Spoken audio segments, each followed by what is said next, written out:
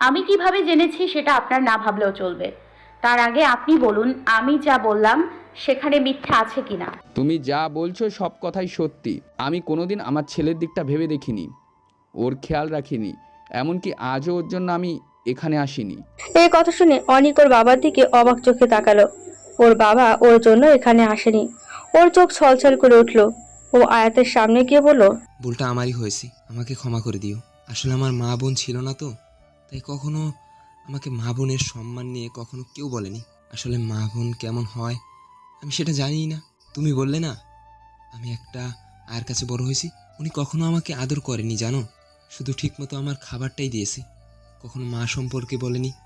তারপর আমি একটু বড় হলাম, তখন আমার 10 বছর, বাবা আমাকে ওখান থেকে অন্য জায়গায় নিয়ে এলো। তুমি জানো আমার সেখানে দুটো বন্ধু ছিল, তাদের সাথে আমি সব সময় খেলা করতাম, ওদের সাথে ভালোই ছিলাম।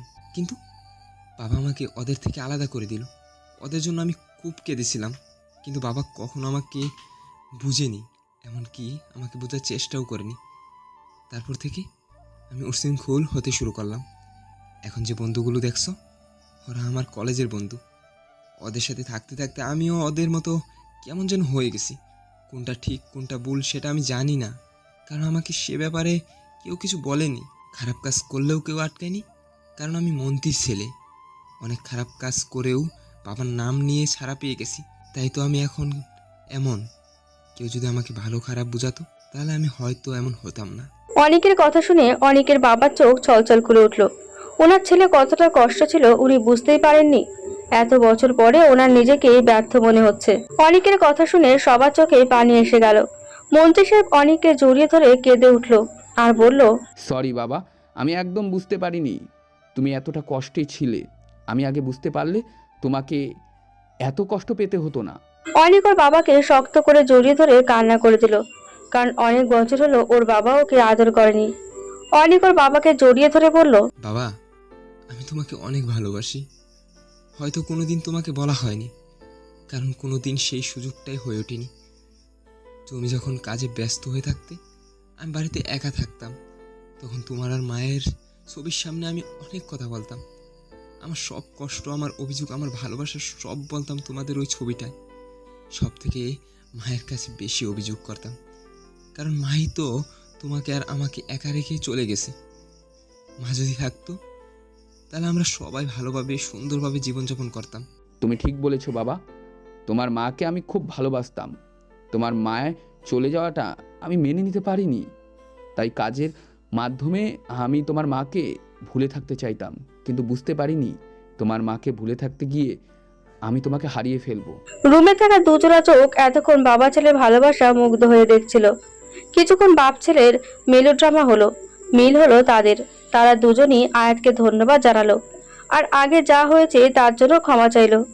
মন্ত্রী সাহেব আয়াতের কাছে গিয়ে বলল, ধন্যবাদ মামুনি সব কিছুর জন্য, কিন্তু তুমি এত কিছু জানলে কিভাবে? আরে আঙ্কেল, আপনাকে এত কিছু জানতে হবে না, আমি সব জানি।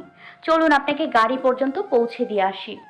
আর অনিককে লন্ডনে পাঠাতে হবে না, ওর দায়িত্ব আমি নিচ্ছি। ও এরপর থেকে আর খারাপ কাজ করবে না। তুমি যখন দায়িত্ব নিচ্ছ তাহলে আমিও আর কিছু বলবো না। থ্যাংক ইউ সো মাচ আয়াত। আয়াত অনিকের কানে ফিসফিস করে বলল, ওয়েলকাম মিস্টার হার্টলেস। হার্টলেস শুনে অনেক মনে হয় ওখানেই জমে গেল। এই নামটা তো শুধু ছোটবেলায় ওর হার্ট বলতো, যাকে ও ছেড়ে এসেছিল ওর বাবার সাথে। তার মানে ও সেই হার্টই এই আয়াত। অনেক বলল, হার্ট? তুমি মানে তুমি আমার? আয়াত মুচকি হাসি দিয়ে অনেককে ওখানে থামিয়ে আবারও ফিসফিসিয়ে বলল, বাকি কথা পরে হবে মিস্টার হার্টলেস। এখন চলুন আপনাদের আপনাদের গাড়ি পর্যন্ত দিয়ে আসি। আপনি তো অসুস্থ দেখছি, বাকি কথা সুস্থ হন তারপর বলবো। আয়াতের ফিসফিসিয়ে কথা বলা থেকে অনেকও এখন ফিসফিস করে বলল, হার্ট, এখন তো তোমার কথা শোনার জন্য হলেও আমাকে তাড়াতাড়ি সুস্থ হতে হবে। তোমাকে পেয়ে এমনিতে আমি অর্ধেক সুস্থ হয়ে গেছি। তখন মন্ত্রী সাহেব বলল, এই তোমরা কি ফিসফিস করছো? বাবা, তেমন কিছু না, এখন চলো। আর হার্ট না মানে আয়াত আমাদের গাড়ি পর্যন্ত ছেড়ে দিয়ে আসবে, তাই বলল। আচ্ছা ঠিক আছে। ওরা প্রিন্সিপালের কাছ থেকে বিদায় নিয়ে সেখান থেকে বের হয়ে আসলো। ওদের সবার মুখেই মিষ্টি হাসি রয়েছে। মন্ত্রী সাহেবের মুখে হাসি, কারণ তার ছেলের মাঝে এতদিনের দূরত্ব শেষ হলো। অনেক খুশি দুটো কারণে। এক, ওর বাবার সাথে সব শর্ট আউট হয়ে গেল, আর 2 ওর হাটকে ও ফিরে পেয়েছে। অনেক কুড়িয়ে কুড়িয়ে হাঁটছে। সেদিন আয়াত ওদের সবাইকে অনেক মারলেও অনেককে একটু কম মেরেছে। অনেকের একটা হাত ভেঙে গেছে, কপালে ব্যান্ডেজ করা, মুখের একদিকে লাল হয়ে রয়েছে, আর এক পায়ে হালকা ব্যথা রয়েছে। এই 7 দিনে এখন আগের থেকে অনেকটাই সুস্থ আছে। সবাইকে হাসি মুখে আসতে দেখে ভার্সিটির সকলেই অবাক হলো, কারণ সবাই ভেবেছিল আয়াত মনে হয় আর এই ভার্সিটিতে থাকতে পারবে না। আফিয়া মনে মনে অনেক খুশি ছিল, কিন্তু একই সকলে হাসি মুখে আসছে। অনেকের মুখের হাসি দেখে সবাই আরো অবাক হলো। অনেক হাসি মুখে আয়াতের সাথে কথা বলতে বলতে আসছে। গাড়ির কাছে আসতেই অনেকের বাবা হাসি মুখে আয়াতের মাথায় হাত দিয়ে বলল, ধন্যবাদ মামুনি, দোয়া করি আল্লাহ তাআলা তোমার সকল মনের আশা পূরণ করুক। আমিন। অনেকের বাবা গাড়িতে উঠে বসলো।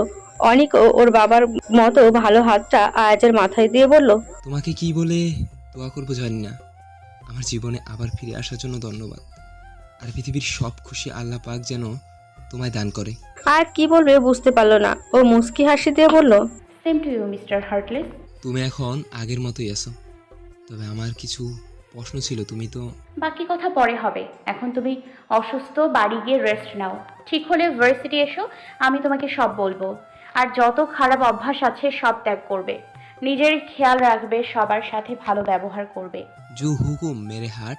জানো, তোমার এই রাগ দেখিয়ে শাসনগুলো আমি খুব মিস করতাম। কেউ শাসন করেনি দেখেই তো বকে গেছো। মেয়েদের ইভটিজিং করো, ইস কি ভাষা। সত্যি তাই। আর সব কিছুর জন্য আমি অনুতপ্ত, কিন্তু এখন তুমি এসে গেছো তো এখন দেখবে আর খারাপ কাজ করব না, সব সময় গুড বয় হয়ে থাকবো। সেটা হলেই ভালো। এখন যাও, গাড়িতে ওঠো, আঙ্কেল তোমার জন্য গাড়িতে ওয়েট করছে। উঠছি। অনেক আস্তে আস্তে গাড়িতে উঠে বসলো। তারপর আয়াত বলল, আল্লাহ হাফেজ, ইনশাল্লাহ খুব তাড়াতাড়ি দেখা হবে। ইনশাল্লাহ। আর হালাফেজ। অনেক গাড়ি নিয়ে চলে গেল। এদিকে ভার্সিটির সকলে কৌতূহলী দৃষ্টিতে আয়াতকে দেখছে। এই মেয়েটাই 7 দিন আগে ওকে মেরেছে, আর আজকে হেসে হেসে কথা বলছে। ব্যাপারটা ঠিক হজম হচ্ছে না। আয়াতরা এতক্ষণ আয়াতকে দেখছিল। তখন ফারহান বলল, আয়াতের মাঝে তো কিছু স্পেশাল আছে, নাহলে দেখ আয়াত 7 দিন আগে অনেককে মেরেছিল, আর আজ অনেক তার ওপর বাবা ওর সাথে হাসি মুখে কথা বলছে। সত্যিই তাই। সেদিন বললাম ওকে বের করে দেই, কিন্তু তোরা শুনলি না। এখন অনুতপ্ত হয়ে ঘোরাচ্ছিস। এক কথায় কতবার বলবি? ওকে কিভাবে সরি বলবি ভেবেছিস? আর না মানে এভাবে এমনি এমনি সরি বললেও শুনবে তো? আজকে এমনি সরি বলে যদি না শুনে, তাহলে কালকের জন্য আমি অন্য একটা প্ল্যান করেছি। কি প্ল্যান? ওকে শুনতে হলে। সব শুনে সজীব বলল, দারুণ প্ল্যান করেছিস। আজকে না শুনলে কালকে তো তোর সরি অ্যাকসেপ্ট করবি। তখন ফারহান বলল, ঠিক তাই। এগুলো শুনলে আফিয়া হয়তো রেগে যেত, কিন্তু ও আয়াসদের সাথে এখন নেই, তাই ও কিছু জানতে পারল না। আফিয়া এখন ওর মেয়ে ফ্রেন্ডের সাথে রয়েছে। রোজা একটা গাছের নিচ থেকে সব দেখছিল, কারণ ওর বাবা শুধু আয়াতকে ডাকতে বলেছিল, ওকে যেতে বলেনি। তাই ও একটা গাছের নিচে আয়াতের জন্য অপেক্ষা করছিল। আয়াত বেরোতেই ও আয়াতের কাছে এগিয়ে যেতে চেয়েছিল, কিন্তু অনেক আর ওর বাবাকে দেখে ও আর ওদের দিকে এগিয়ে যায়নি। ওরা যেতেই রোজা আয়াতের দিকে এগিয়ে গিয়ে বলল, কেসটা কি বলতো? অনেকের বাবা আর অনেক তোর সাথে হেসে হেসে কথা বলছে। রুমের ভিতরে কি ঘোল খাইয়েছিস বলতো? আরে তেমন কিছুই না, তোর হার্টলেসের কথা মনে আছে? কোন হার্টলেস? তোর জীবনে কয়টা হার্টলেস আছে বা ছিল? আরে সেই ছেলেটা যে আমাকে বলতো তুমি আমাকে বিয়ে করবে রোজ রোজ, সেই। হ্যাঁ, সেই ছেলেটাই। তুই ওকে কোথায় পেলি? তাও আবার এত বছর পর আমাকে রোজ রোজ বলে ডাকতো। পেয়েছি। কোথায় আর কিভাবে? এক মিনিট। হার্টলেসের নামও তো অনেক ছিল, তার মানে এই অনেকেই সেই ছোটবেলার হার্টলেস? আয়াত মুচকি এসে মাথা নাড়ালো। তা দেখে রোজা কি রিয়াকশন দেবে ভুলে গেল। তা দেখে আয়াত আবারও হেসে উঠলো আর বলল, কি চুপ হয়ে গেলি যে? আয়াস ভাইয়া যদি জানতে পারে যে তার ছোটবেলার শত্রু এই অনেক, তাহলে কি হবে? তাহলে আর কি হবে, ছোটবেলায় যা করতো এখনো তাই করবে। আই মিন মারামারি। বলে দুজনে হেসে উঠলো। তারপর রোজা বলল, চল আজ একটু ঘোরাঘুরি করে আসি, ক্লাস করতে ইচ্ছে করছে না। আমারও ইচ্ছে করছে না, এমনিতেও এই পড়াগুলো আমার বিরক্ত লাগে। পড়াশোনা শেষ করে আবার পড়তে হচ্ছে, বিরক্ত তো লাগবেই। তাও আবার জীবনে যে বই ধরেও দেখিসনি। ওই তুই চুপ করবি, যদি কেউ শুনে ফেলে? এখানে কেউ নেই যে তোর আর আমার কথা শুনবে। এখন চল। ওকে চল। ওরা দুজন স্কুটির দিকে যেতে লাগলো। তখন আয়াজ ওদের পথ আটকে ধরলো। আয়াজ আয়াজ কোনো কথা ছাড়াই বলল। আই এম সরি আয়াত। আয়াজ প্রকুচকে আয়াজের দিকে তাকালো আর বলল। কিসের জন্য? আয়াজ বুঝতে পারলো আয়াজ কি বোঝাতে চাইছে, তাই ও বলল। সেদিন তোমাকে আটকে রেখেছিলাম তার জন্য সরি। আমি বুঝতে পেরেছি বিষয়টা খারাপ হয়েছে। এখন ক্ষমা চাইছেন, আবার পরে কোথাও গিয়ে আটকে রাখবেন, তার ঠিক নেই। তাই আপনার ফালতু কথা শোনার জন্য আমার টাইম নেই। সামনে থেকে সরুন, যেতে দিন। আয়াত আমার কথাটা তো শুনবে। আপনার কথা শোনার ইচ্ছা বা সময় কোনোটাই নেই। এই রোজ চল। বলেই আয়াত রোজার হাত ধরে সেখান থেকে গিয়ে স্কুটি নিয়ে বেরিয়ে পড়লো। আয়াত শুধু তাকিয়ে রইল। বনু প্লিজ আমার কথাটা শোনো প্লিজ। দেখো কতদিন ধরে তুই আমার সাথে কথা বলছিস না, আমার একদম ভালো লাগছে না, কষ্ট হচ্ছে বনু। ভাইয়া প্লিজ তুমি এখন আমার সাথে কথা বলতে আসবে না, আমি তোমার সাথে কথা বলবো না। তুমি কি করে পারলে এরকম একটা কাজ করতে? সরি বলছি তো, আর কখনো এমন করব না, এবারের মতো মাফ করে দে। আয়াত আপু তোমাকে মাফ না করলে আমিও করব না, আর আমি জানি আয়াত আপু তোমাকে মাফ করেনি এখনো। আমি মাফ চেয়েছি তো, এবার তো আমার সাথে আগের মতো কথা বল। মাফ করেনি তো তাহলে? আজ মাফ না করলেও কাল করবে। কেন কেন তুমি কি এমন করবে যে কাল তোমাকে মাফ করে দেবে? সেটা তোকে বলবো কেন, তুই তো আমার কথা শুনতেই চাস না। তাহলে লাগবে না আমার, সরো তো আমার রুম থেকে, বের হও এখন। আমাকে যদি মাফ করেছিস তাহলে বলবো। আমার বইয়ে গেছে তোমাকে মাফ করতে। তুই যদি আমাকে মাফ করিস তাহলে সবাইকে পিকনিক করতে রাজি করাবো, আর মামাদেরও সকলকে রাজি করাবো। কি সত্যি? তোর ভাই কখনো মিথ্যা বলে না, এবার বল তুই আমাকে মাফ করেছিস কিনা।